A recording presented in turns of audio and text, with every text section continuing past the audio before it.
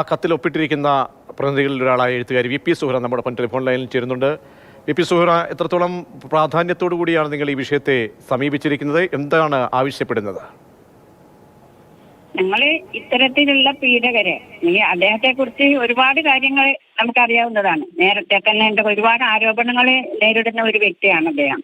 അദ്ദേഹത്തെ പോലെയുള്ള പിന്നെ ഈ നയരൂപീകരണത്തിന്റെ സ്ഥാനത്തും അതുപോലെ തന്നെ ഈ ഗവൺമെന്റിലും തുടരുന്നത് അങ്ങേയറ്റം മോശമായ ഒരു കാര്യമാണ്. ഗവൺമെന്റ് എത്രയും പെട്ടെന്നൊരു നിലപാട് സ്വീകരിച്ച് അദ്ദേഹത്തെ പുറത്താക്കേണ്ടതുണ്ട്. അദ്ദേഹത്തെ മാറ്റി നിർത്താതെ പറ്റില്ല. കാരണം നമ്മൾ ഈ സമൂഹത്തിന് നീതി ലഭിക്കണമെങ്കിൽ ഇത്തരത്തിലുള്ള ആളുകളെ സംരക്ഷിക്കപ്പെടല്ല ചെയ്യേണ്ടത്.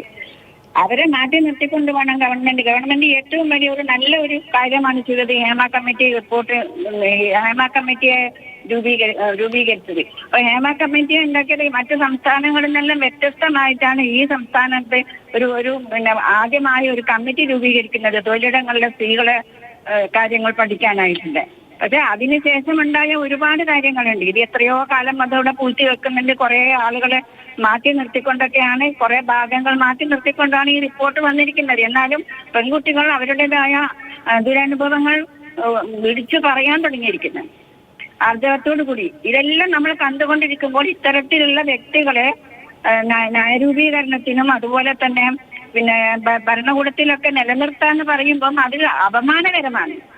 ഈ സമൂഹത്തിന് അപമാനകരമാണ്, സമൂഹത്തിന് അപമാനകരമാണ്. അതുകൊണ്ട് തന്നെ എത്രയും പെട്ടെന്ന് അദ്ദേഹത്തെ മാറ്റി നിർത്തിക്കൊണ്ട് നിലപാടെടുക്കണം ഗവൺമെന്റ് എന്നാണ് ഞങ്ങൾക്ക് പറയാനുള്ളത്. ശരി, വളരെയധികം നന്ദി വി പി സുഹറ പ്രതികരിച്ചപ്പോൾ.